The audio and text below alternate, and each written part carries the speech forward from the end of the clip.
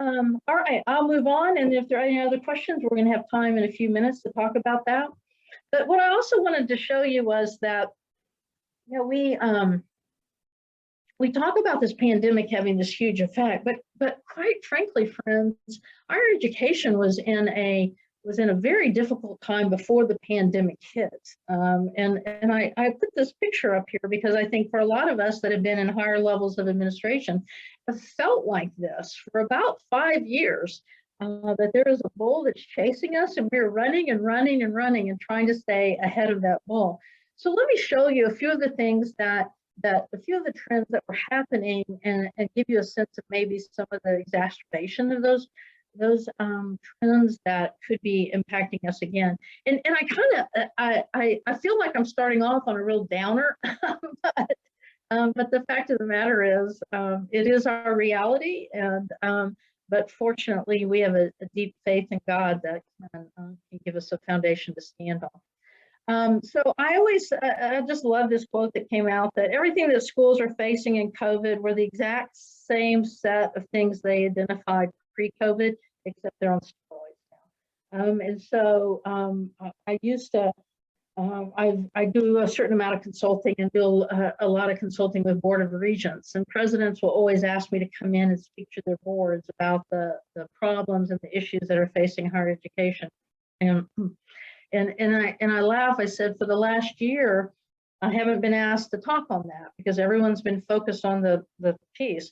But now I'm starting to get all sorts of requests again because everybody realizes that not only do those problems not go away, now they have one more year of momentum. So I'm just going to talk about two. I mean, usually there's 7 big ones, but I didn't want us to be completely overwhelmed.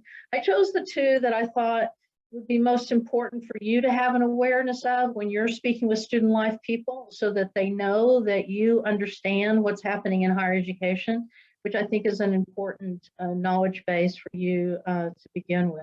So I'm going to talk about declining birth weights and wealth distribution, which is code for the rising cost of college and what has happened in that sphere. So let me start with the birth rate decline. So for many of you, I believe you may be working on campuses that are primarily 18 to 24. And now some of you that are working at community colleges and other places, you're going to be working with a little older population. So these things might not be quite as pertinent to you.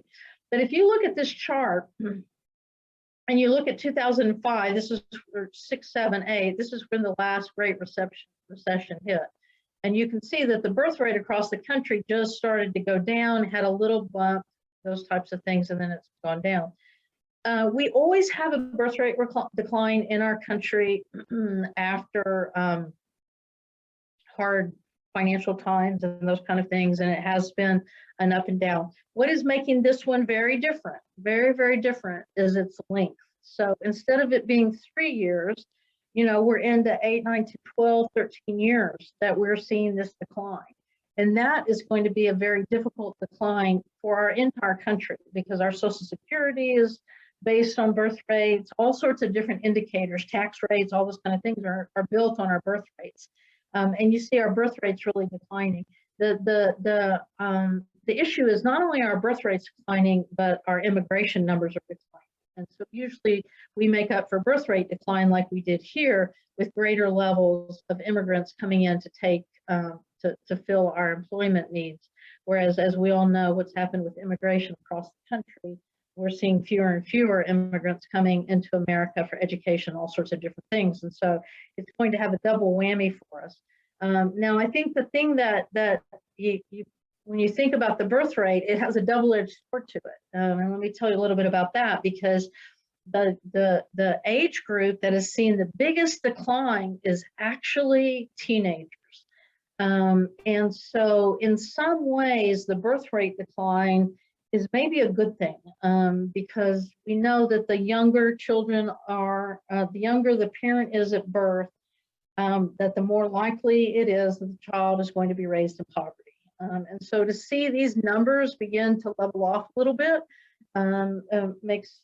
makes a case for maybe children will be, fewer children will be born into pretty significant poverty as they go forward.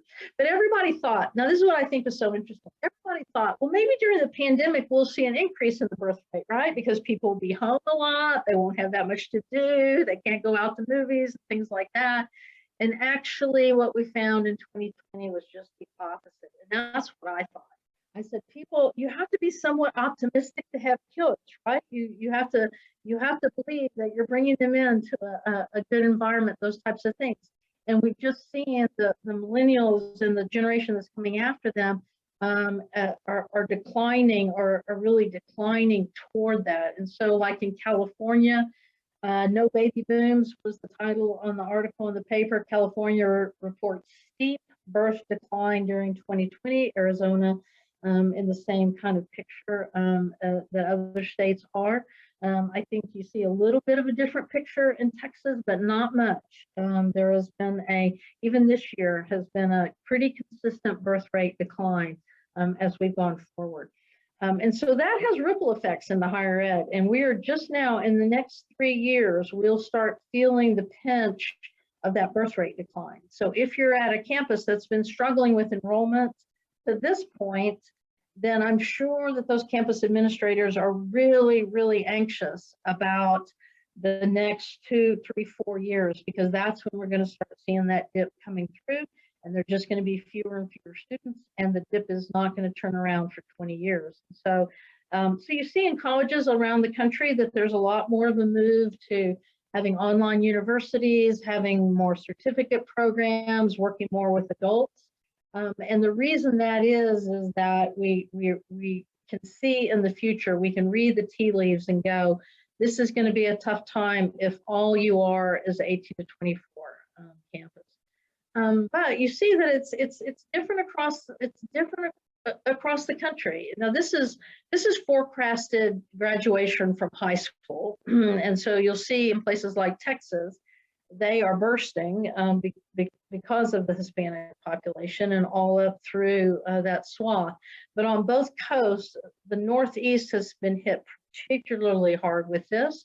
But we're also going to see this through the Midwest, that we're not having as many students growing, many students graduating. And even in California, Nevada will be holding its own a little bit in high school graduates. But that's not even, right, across the country, because you see that Hispanics are really the racial and ethnic group that is helping to maintain the birth rate across the country.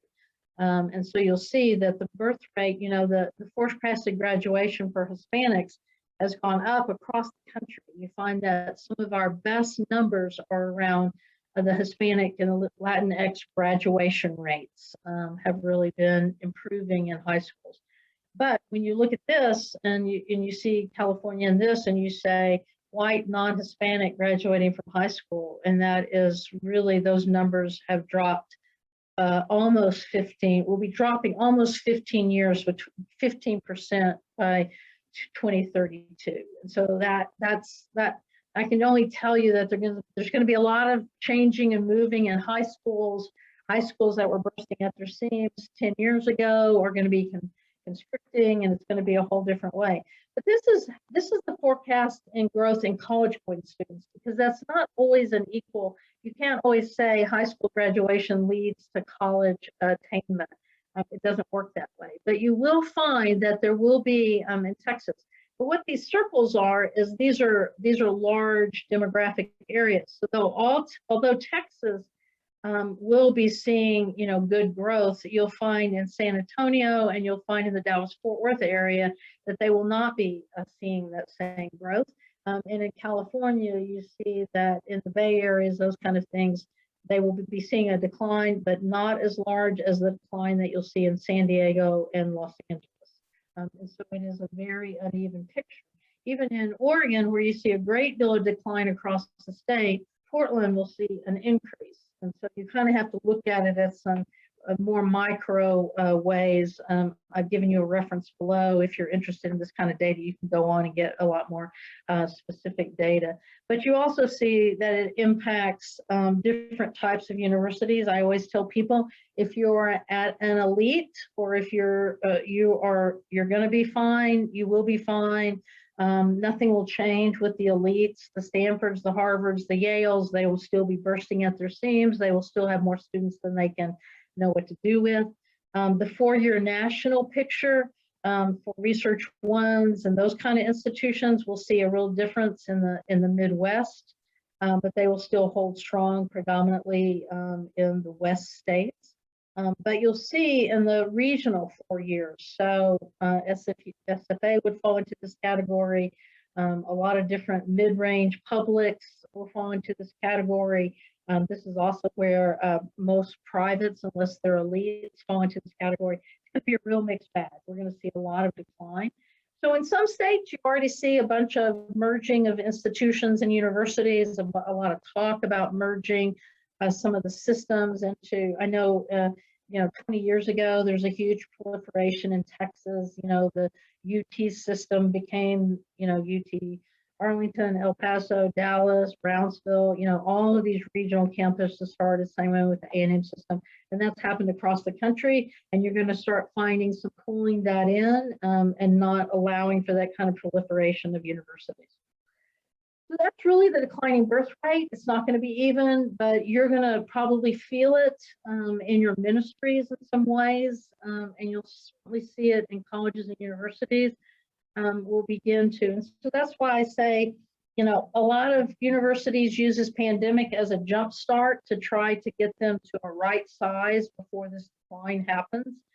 So I'm not projecting that we're going to see a huge increase back. The second area I want to talk about, and then open it up for your questions again, is around the idea of wealth distribution. And I know the United Methodists have been concerned about this for a number of years, but I just want to show you its impact on colleges in some specific ways. So I'm going to see if I can play this YouTube video. I'm only going to play the first 3 minutes of it, but it gives you a better visual picture of how this works.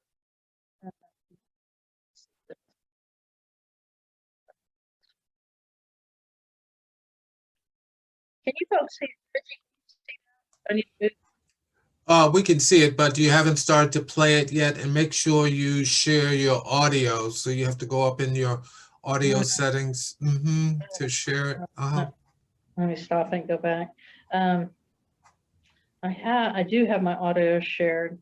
I had this trouble the other day when I was doing one, and the audio didn't come through at all. So you can see it, but you can't see the audio. We can't see it. It's not playing yet. So maybe press play. Let me try it again. Okay.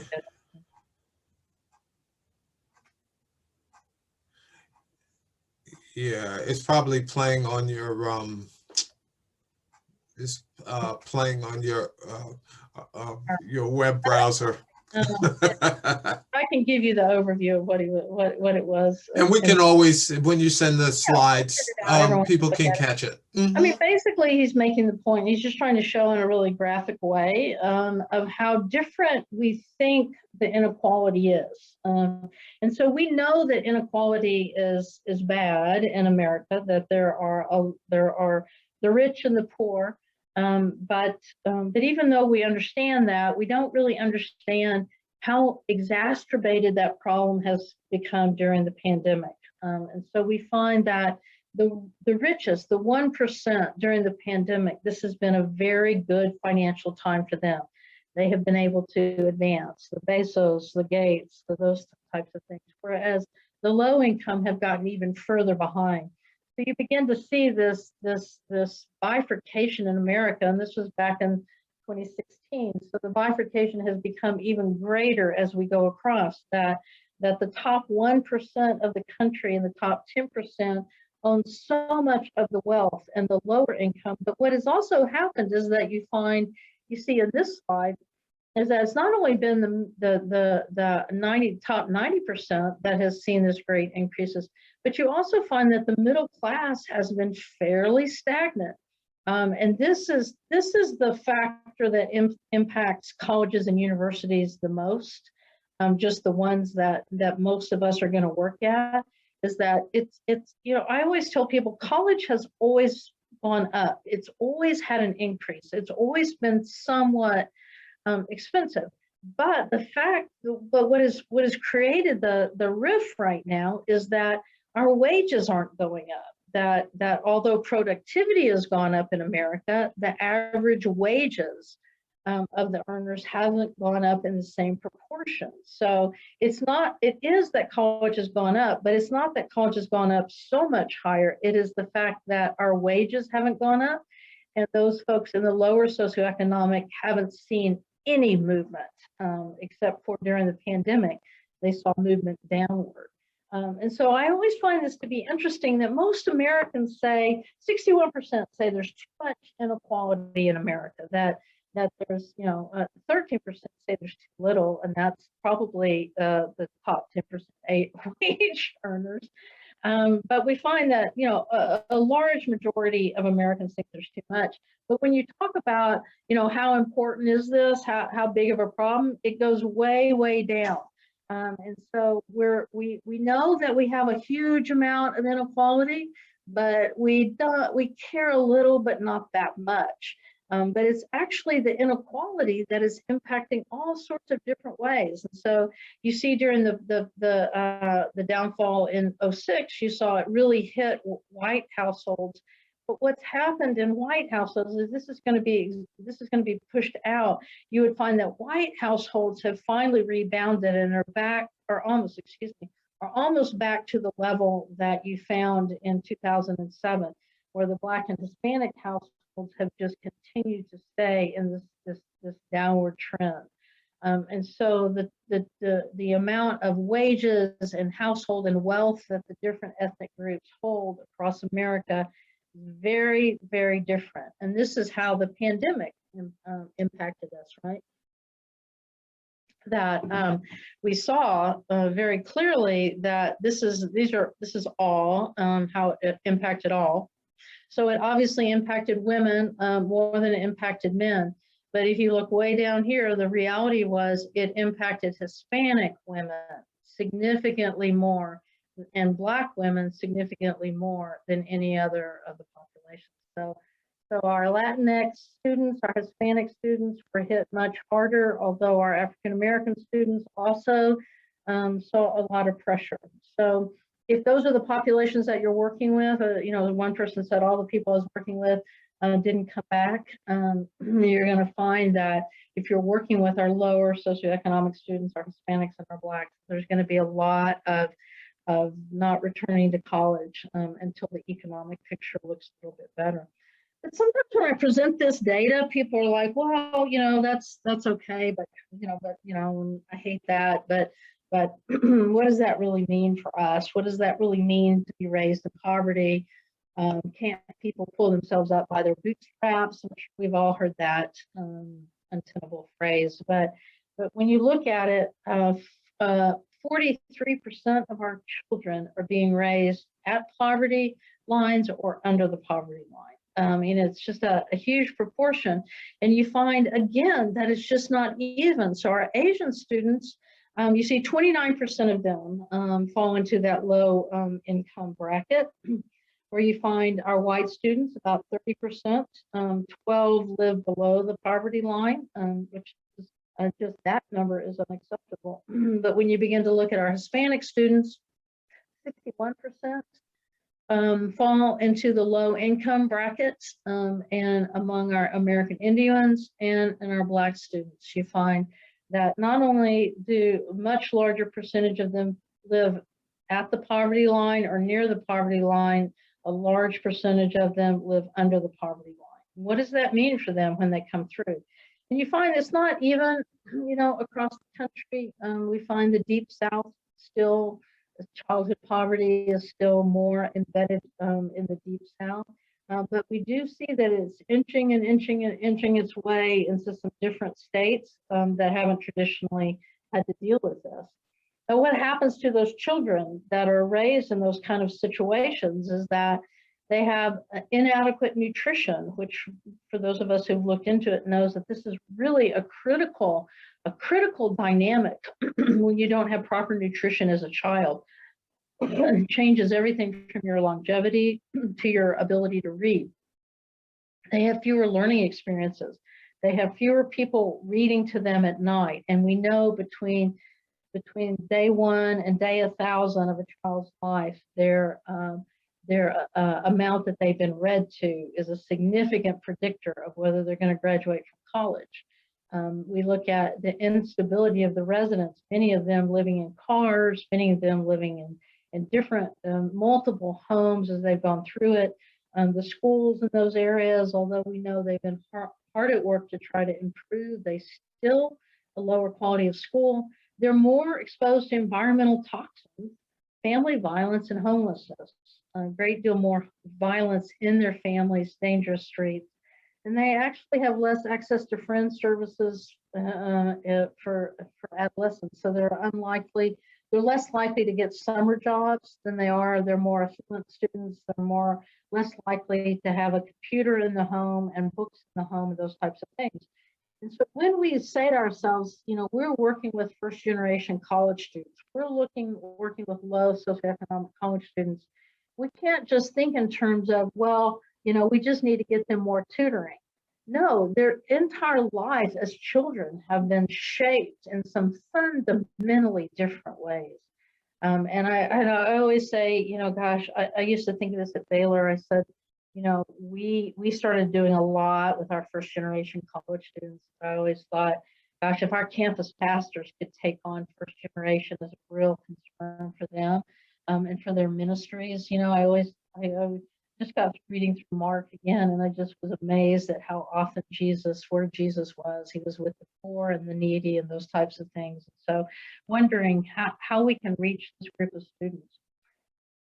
But then I find that people will say things to me like, but isn't college the great equalizer? Like if they come to college, isn't that the way that they can really, have a chance to get themselves out and those types of things? Well, what we found over the last 2 decades is that we have been improving college going rates pretty significantly across all of the economic groups. So even if you're in the bottom economic group, you've seen a pretty significant increase in numbers of students going to colleges.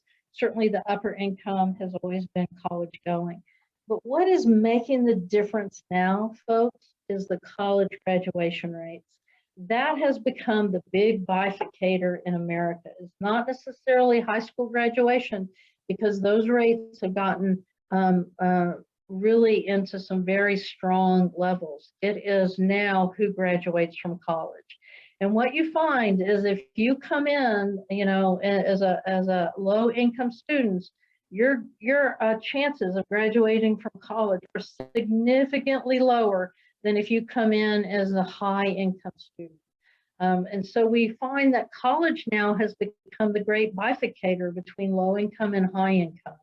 And I know for a lot of folks like myself who work in colleges and universities, we just find this to be unacceptable, just unacceptable. But we have to understand that a big part of the problem is us. It is the way that we siphon students out. It is the type of support that we provide. It is the inflexibility of how we allow students to come to class, all sorts of different kind of things that create this. But college is actually the great bifurcator. And then finally in this section, it is that when you think about the more and more low-income people not gaining their, greater ground and traction, but you also think of middle class not gaining it. And you look at this, and this is the increase in the published tuition fees across the country. So, it has been a steady increase, but these are compounding increases, right? And so when you think about it, it's not just a 2% increase or a 6% increase this year.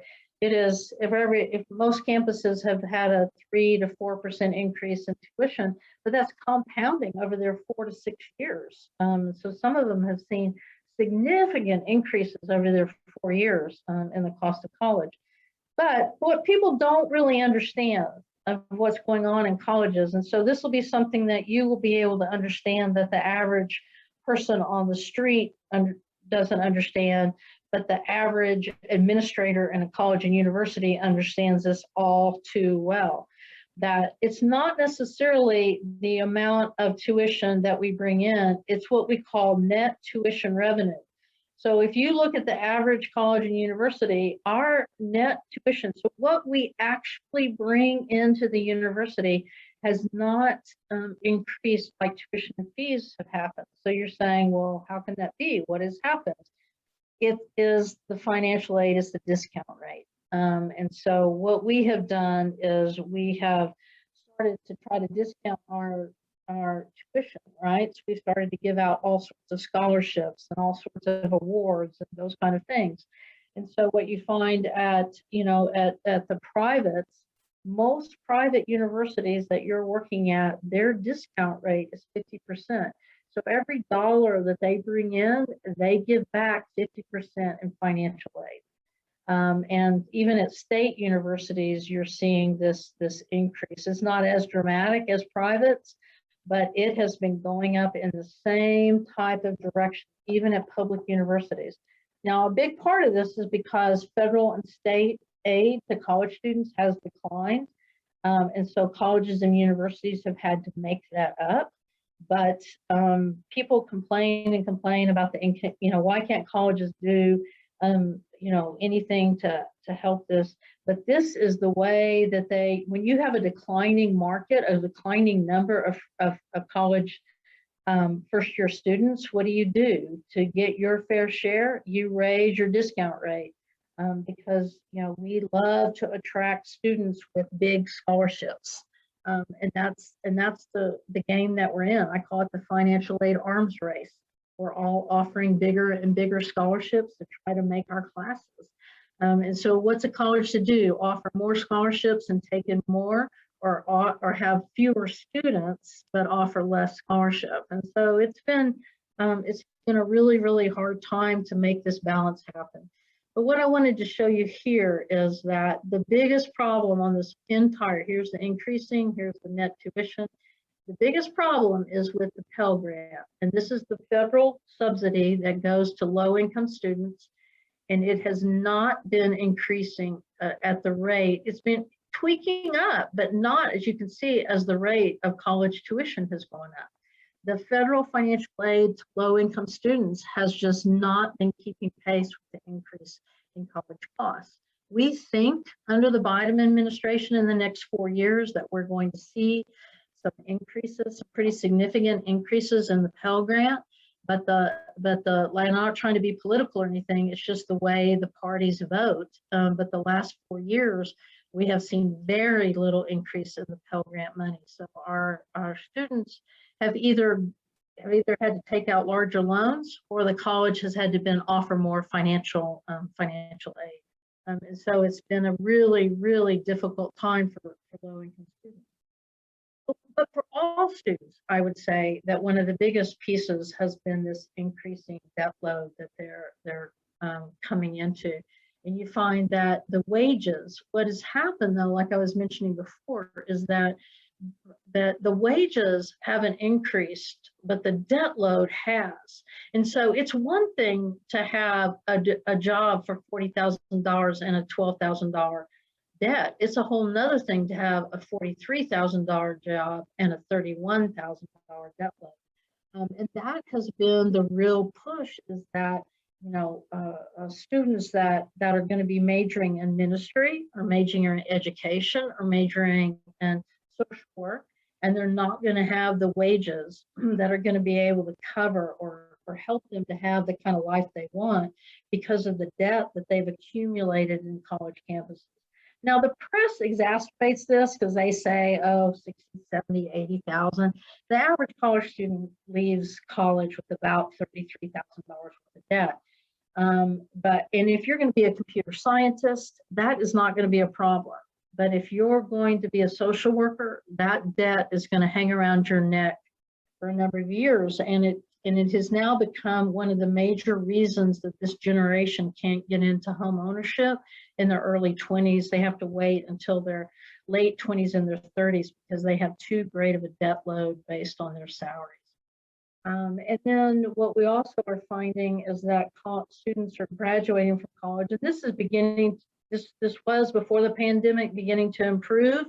Then it took a huge step backwards during the pandemic, but we still think that there's going to be a move forward, and that is college graduates in the last year have graduated into really difficult employment situations, and we have a lot more students that are underemployed. Now, what is happening because of this, or maybe it has a different cause, but we're finding that this is the generation that just graduated from college has the highest proportion of students moving back in with their families. And I think a lot of people are saying, well, it's a delay growing up. It's into the millennials, you know, they're pampered and all that kind of stuff. It may be, but it also may be because they're just underemployed and they really can't afford to launch yet. So we're not exactly sure what's happening, but we know that there's still pretty significant underemployment of our college graduates. It's all right the first year, but in 5 years, if they're still underemployed, it sets them on a path that they will remain underemployed. A large share of them will remain underemployed for their entire lives if after 5 years they're not into substantial